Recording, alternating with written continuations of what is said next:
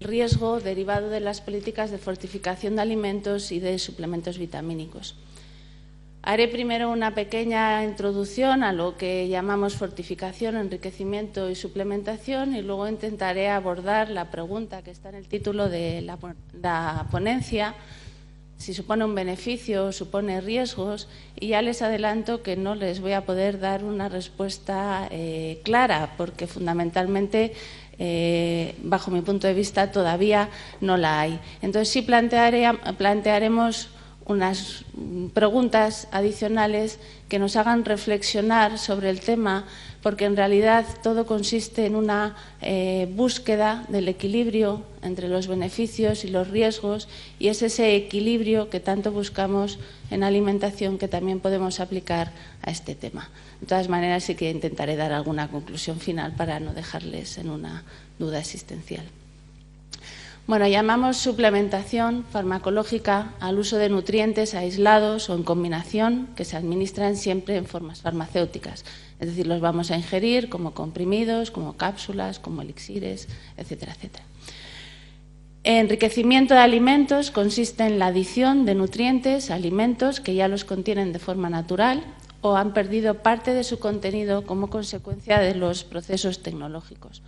Por ejemplo, el ejemplo más evidente es al obtener harinas muy refinadas, muy blancas, que son las que más aceptabilidad tienen actualmente, se pierde gran parte de su contenido en vitaminas y minerales en el proceso de molienda, que luego se pueden adicionar para enriquecer las harinas. Y de forma muy similar, la fortificación de alimentos consiste en la adición de nutrientes a alimentos con el fin de utilizar estos alimentos como vehículos para aumentar la ingesta de nutrientes en la población.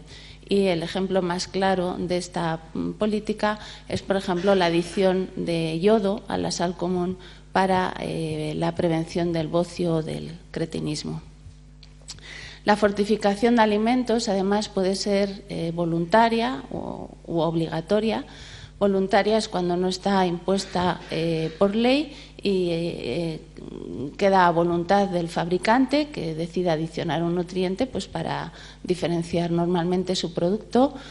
Y obligatoria es cuando se legisla a nivel nacional, normalmente, la adición de una determinada cantidad de nutriente en un alimento o un grupo de alimentos, y, por tanto, en las políticas de fortificación obligatoria toda la población queda expuesta a esa cantidad adicional del nutriente. La fortificación se inició en los años 1920 con la adición de yodo a la sal común para prevenir el bocio y el cretinismo. Y esta sigue siendo todavía una de las intervenciones nutricionales que más éxito han tenido a lo largo de la historia. Luego, en los años 30, comienza la comercialización de productos vitamínicos, vitamínicos y minerales, además de los aceites ricos en vitaminas A y D que ya se utilizaban. En el 33 se empieza a fortificar la leche con vitamina D para la prevención del raquitismo, y en los años 40, con el inicio de la obtención de harinas más refinadas, comienzan a enriquecerse con tiamina, con riboflavina, con niacina y hierro. Hoy en día se siguen practicando políticas de fortificación y enriquecimiento de alimentos con vitaminas, aunque nuestra imagen se ha modificado mucho con respecto a las imágenes que les mostraba en la diapositiva anterior. Se sigue adicionando tiamina, riboflavina, niacina en harinas refinadas. Es muy común la adición de vitaminas liposolubles a los productos lácteos desnatados, y también se adicionan con frecuencia complejos multivitamínicos y minerales en algunos productos, como los cereales de desayuno, como zumos, como lácteos o como una gran diversidad de bebidas. También desde 1998 en algunos países se adiciona ácido fólico a alimentos de forma obligatoria para la prevención de los defectos del tubo neural, y el uso de suplementos farmacológicos es cada vez más frecuente en la población. Aunque los datos realmente de uso real de estos suplementos o alimentos fortificados en grupos poblacionales son todavía preliminares, nos hacen falta más estudios, las cifras hablan de un consumo de en torno a más del 50% de la población en los países industrializados como consumidores habituales de suplementos nutricionales o bien alimentos fortificados, y que las ventas de este tipo de productos pues son 1.000 millonarias en los distintos países. ¿Quiénes consumen habitualmente suplementos vitamínicos o alimentos fortificados? Pues normalmente lo consumen más las mujeres, los niños de madres consumidoras, los mayores, las personas de mayor nivel educacional, de mayor nivel de ingresos, personas con patrones de consumo y hábitos de vida más saludables y enfermos crónicos. Es decir, a excepción de quizá algunas mujeres, algunos mayores o algunos enfermos crónicos, normalmente los mayores consumidores de suplementos o alimentos fortificados no son precisamente los que más pueden necesitar de ellos. El por qué se consumen suplementos vitamínicos o se desarrollan e implementan políticas de fortificación obedece a dos motivos principales. El primero, tratar o prevenir deficiencias nutricionales en grupos de población enfermos. Y esto es la motivación que inició la comercialización de suplementos o la fortificación de alimentos. Y básicamente es una motivación que ante la cual no hay ninguna duda. Es decir, si hay una carencia nutricional en un grupo poblacional, una población, la única manera de tratarla y de evitarla es administrando el nutriente que falta. Y la segunda motivación, quizá es más propia de los tiempos actuales, y es el intentar promover la salud y reducir los factores de riesgo de enfermedad en grupos de población sanos. Y es en este segundo motivo donde hay una mayor controversia, hay más dudas y en donde es más difícil plantearse cómo es el equilibrio entre los posibles beneficios y los posibles riesgos asociados a estas políticas de salud. En los últimos años, la utilización de la alimentación en la promoción de la salud se ha disparado. En gran medida se debe a los descubrimientos que se han realizado en torno a las vitaminas. En las 3 últimas décadas, más o menos, muchísimos estudios epidemiológicos evidencian un papel potencial de las vitaminas en la modulación, en la prevención y en el pronóstico de muchas condiciones patológicas diferentes a las enfermedades carenciales, y condiciones tan serias como el cáncer, como la enfermedad cardiovascular, como el deterioro cognitivo, la osteoporosis y la debilidad ósea, los procesos inflamatorios, la respuesta inmunológica. No me quiero solapar con otros compañeros que van a participar en estas ponencias, pero seguramente después del café pues oiremos muchísimas nuevas funciones o nuevas potencialidades de vitaminas como la D, como el ácido fólico, como la B12, como la vitamina K, etcétera, etcétera. Y esto es lo que está impulsando políticas de suplementación y políticas de fortificación. Los beneficios potenciales son muchísimos, son enormes. Ahora, lo primero que nos debemos preguntar es si están suficientemente demostrados. Y para poder decir que una determinada vitamina tiene un papel protector frente a una enfermedad crónico-degenerativa, tenemos que alcanzar 3 niveles de evidencia científica. En el primer nivel, los estudios en modelos experimentales, ya sea in vitro, in vivo, en animales, en humanos, en células, empiezan a sugerir un efecto beneficioso de uno o varios nutrientes en relación con una condición patológica. Normalmente esto motiva el alcanzar el segundo nivel de evidencia, que son los estudios observacionales en grupos poblacionales, que empiezan a sugerir también que uno o varios nutrientes pueden ser beneficiosos frente a esta condición patológica.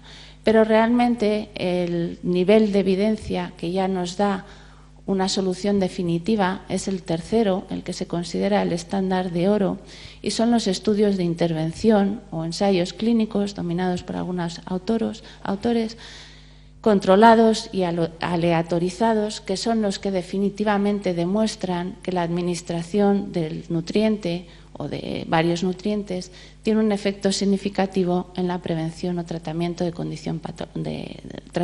condición patológica.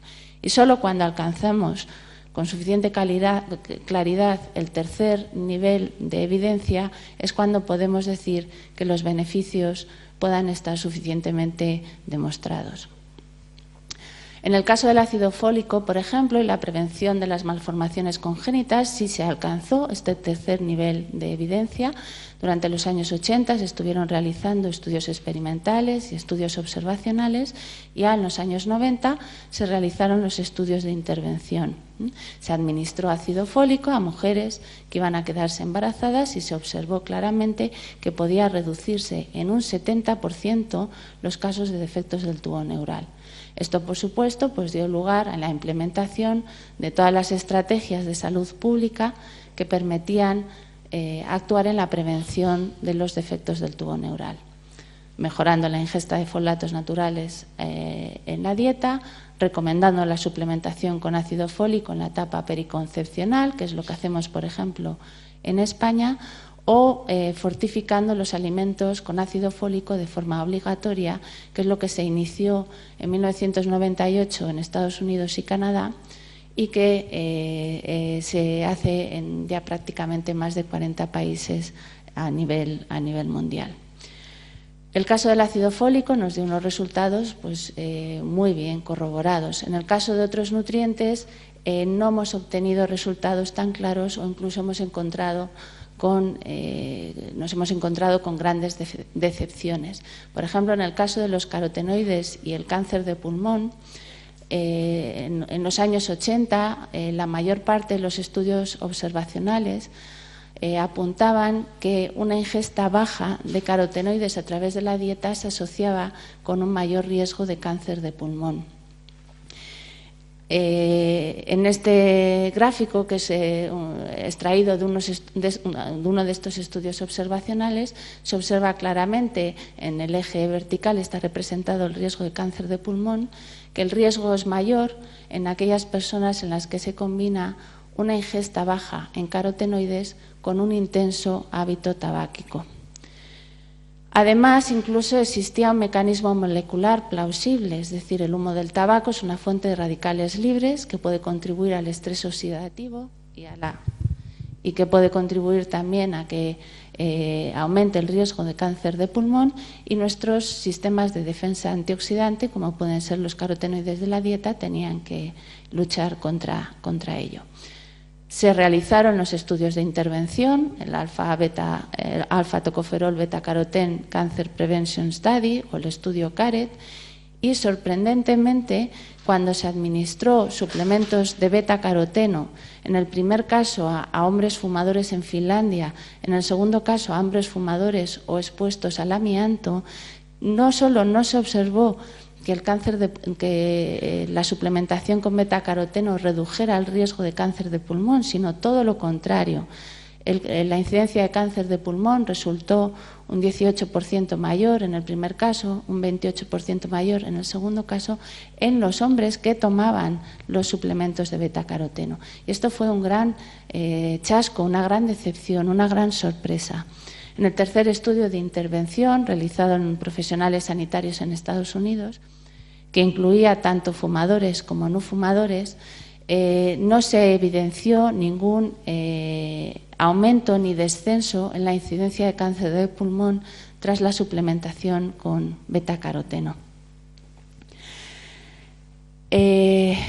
Por tanto, y con estos dos ejemplos, pues quería ilustrar que realmente los ensayos de intervención hasta hoy no nos han dado en la mayor parte de los casos resultados totalmente concluyentes ni definitivos.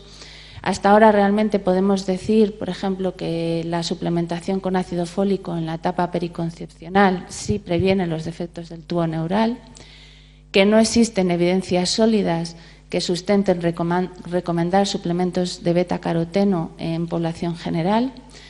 Aunque luego habrá una ponencia específicamente dedicada a ello, también podemos hablar de la suplementación con calcio y vitamina D como beneficiosa en relación con la densidad mineral ósea y el riesgo de fracturas en mujeres posmenopáusicas, y que se están realizando multitud de estudios de investigación de todo tipo que intentan evidenciar beneficios asociados a la fortificación o suplementación con vitaminas en relación con la prevención de las enfermedades crónico-degenerativas de muchos tipos.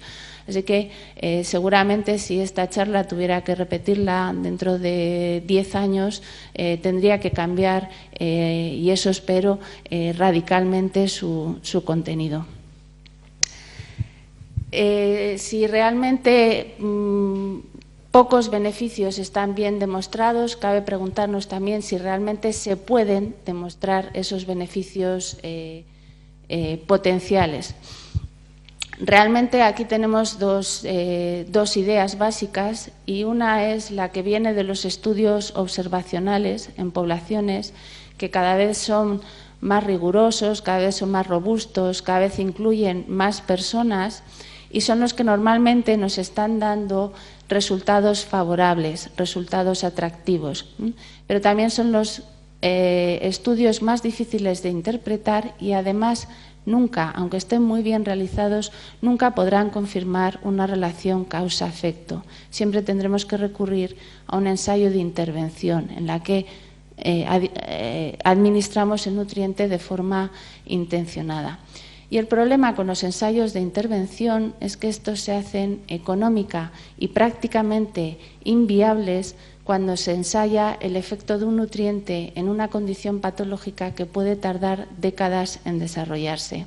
Con los ejemplos que utilizaba anteriormente, para padecer un cáncer de pulmón hay que estar expuesto varias décadas de la vida al humo del tabaco. Así que, análogamente, para prevenir un cáncer de pulmón es muy probable que haya que estar varias décadas de la vida expuesto a una cantidad adicional de un determinado nutriente, y eso es muy difícil de estudiar. En el caso del ácido fólico, los resultados fueron más sencillos de obtener, entre otras cosas porque el embarazo solo dura 9 meses y es más fácil de estudiar. ¿Qué se recomienda actualmente en cuanto a la suplementación o fortificación de alimentos en relación con la promoción de la salud? Les insisto, pues realmente podemos encontrar todo tipo de recomendaciones, tanto a favor como en contra, como neutras, y todas muy bien evidenciadas científicamente, o todas procedentes de autores o instituciones de reconocido prestigio.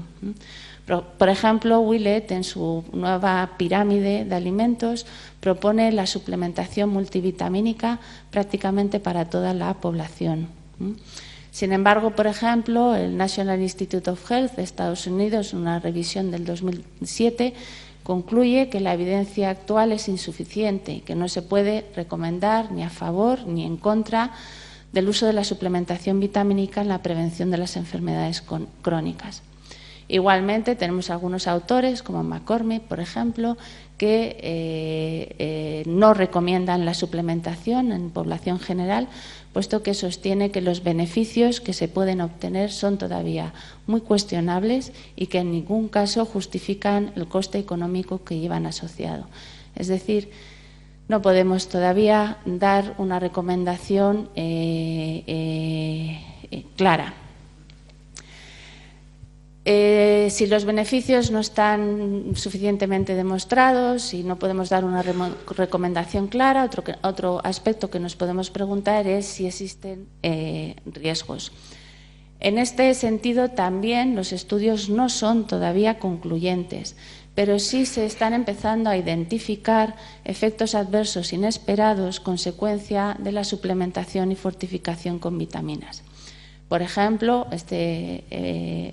mayor riesgo de cáncer de pulmón en fumadores suplementados con betacaroteno, mayor riesgo de cáncer de esófago, mayores chinos suplementados con selenio, betacaroteno y vitamina E, mayor riesgo de cáncer de próstata en pacientes con el antígeno prostático elevado tratados con suplementos multivitamínicos y mayor riesgo de cálculos renales en personas suplementadas con calcio y vitamina D.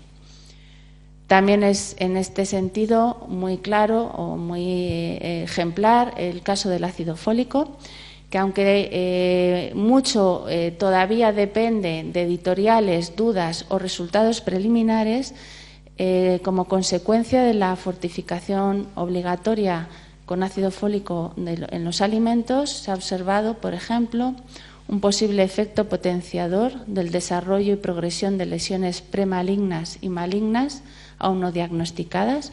O sea, nos podemos preguntar realmente si el ácido fólico sería capaz de prevenir o de promover el cáncer. Un mayor riesgo de declive en la función cognitiva en personas mayores de 65 años. Un mayor riesgo de anemia y declive cognitivo cuando se asocia alta ingesta de ácido fólico con bajo estado nutricional en vitamina B12, alteraciones en la citotoxicidad de las células natural killer en mujeres, posmenopáusicas, creo que eran, y algunos autores sugieren que se pueda reducir la eficacia terapéutica de fármacos antifolato, como el metotrexato, que basan su mecanismo de acción en ejercer un efecto antifolato en determinadas células y que se utilizan en el tratamiento crónico de enfermedades como cáncer, como artritis reumatoide, como psoriasis, como malaria. Todos estos riesgos, que todavía son preliminares, son potenciales, nos hacen pensar si el beneficio obtenido en la prevención de los defectos del tubo neural compensa, justifica la exposición de grandes grupos de población a estos otros riesgos. Debemos, además, muy importante, descartar dos mitos.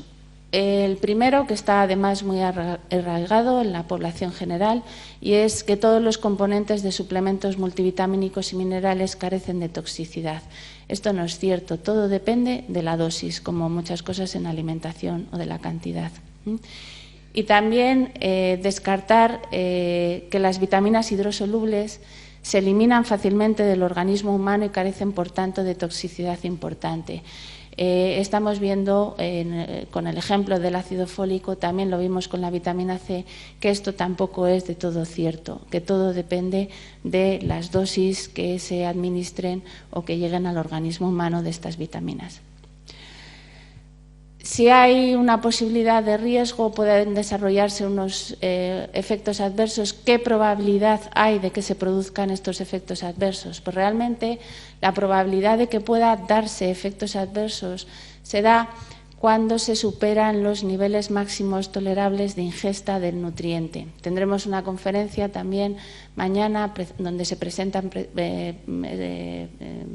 específicamente las ingestas dietéticas de referencia, y ahí ya les hablarán de lo que se consideramos niveles máximos tolerables de ingesta, que ya están descritos para prácticamente todos los nutrientes. Si superamos este nivel máximo, que por sí no ejerce ningún efecto negativo para la salud, pero superado sí puede dar lugar a efectos adversos, entonces tenemos una mayor probabilidad de riesgo. Y esto suele darse bien por consumo de suplementos vitamínicos con dosis muy altas, que estos solo deberían utilizarse para tratar deficiencias nutricionales diagnosticadas, o cuando se combinan las tres posibilidades de incrementar nuestra ingesta de nutrientes, es decir, cuando se combinan dietas ricas en nutrientes con, además, alimentos fortificados, con, además, consumo de suplementos vitamínicos. Para terminar, quería concluir diciendo que realmente es necesario seguir investigando en estos temas, todavía hay muchas lagunas, y que a nivel de nutrición comunitaria o farmacia asistencial, que muchas veces nos encontramos con consultas acerca del uso de suplementos vitamínicos o alimentos fortificados, que debemos recomendar siempre un uso racional y responsable, y preferentemente realizado por un profesional sanitario. Y, por último, por supuesto, informar al consumidor de forma clara y concisa y siempre sobre la base de la evidencia científica que tengamos en ese momento. Muchas gracias por su atención. Si tienen alguna pregunta, encantada de responderlo, y si no, la respondemos en el café.